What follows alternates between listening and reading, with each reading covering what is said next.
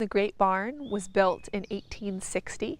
Because it's built so close to the start of the Civil War, it ends up being the last building constructed by slaves on this plantation. The Great Barn is one of many structures that still remain at historic Staggville, a preserved plantation in Durham, North Carolina. At the time of the barn's construction, it was the largest barn in North Carolina. The Department of Cultural Resources has preserved it for public viewing, to witness the agricultural landscape before the Civil War. We know that the barn was constructed entirely with slave labor, and you can see this great skill that these workers had in all throughout the barn. The beams that run the length of the barn have been hand-hewn and yet are perfectly straight and perfectly square all the way down. And you can see that in the skills of some of the joints that are all throughout the building. The existence of two other properties at Staggville allows visitors to witness the great disparity in living conditions between the plantation owner's family and the enslaved workers. The Benahan House was built in 1787, but it wasn't the whole house that we have today.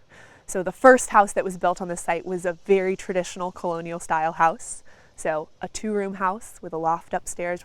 In those rooms, you can see all these hallmarks of the family's wealth. So the fact that this family can afford blue and yellow paint to really decorate and set off all that woodwork would have been a real marker of wealth in that space. The living conditions of the enslaved differed substantially. So there's some pretty dramatic differences between the two buildings. At times, there's only one or two people really living in the household in the Benahan house. At Horton Grove, there's 20 or 25 people living in that building from 4 different families. In the 1800s, the typical slave dwellings consisted of one-story log cabins with dirt floors, no fireplaces, and no brick chimneys on buildings.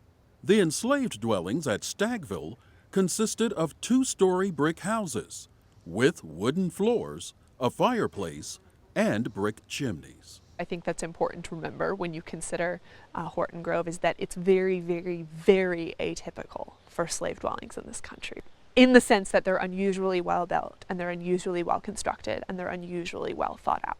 The construction of those buildings is not about some moral decision or some attempt to subvert the cruelties of slavery, right? It's about an intent to try and increase the profit margins on this plantation. The improved housing conditions at Horton Grove improved the health of the enslaved, protecting them as an investment of property. On Sundays, the enslaved people were free from work on the plantations. It was a day when the community would come together to accomplish daily activities. There was a large group of people who could get to know each other, who could form family relationships, who could find partners and start marriages on this plantation, and who could potentially practice religion and practice culture and experience other things together. We know that that meant that people were cooking meals together, that they were sharing food resources, because the food resources for enslaved people were very limited on this plantation, as on many others. So in order to have vegetables, to have spices, to have medicines, to have additional protein, they would have been hunting and foraging on the land nearby, but also tending gardens and taking care of an orchard and livestock. Having traveled 4,689 miles to visit the continental U.S., Brian and Aubrey O'Hara made a visit to the preserved historic site a priority. We come over from Hawaii, so for us it was really enlightening coming here and actually seeing how they lived, and it kind of makes it come alive for us. This is really the backbone of our country, and it's a really big part of our history. If you really want to get a feeling for what it's like to truly kind of be an American or a citizen here, you kind of need to have that history in order to get a full perspective.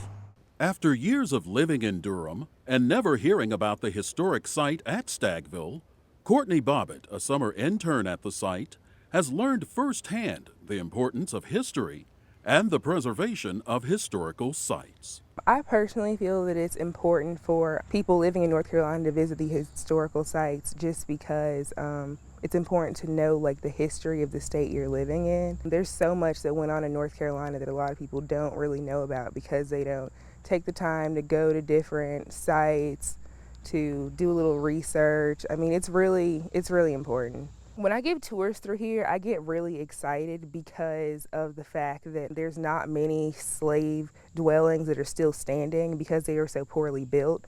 So being able to take visitors through the cabins, they can actually see the rooms enslaved people would have been living in and the cabin itself, what slaves were living in. It's really exciting to be able to go into a piece of history, actually step into a piece of history.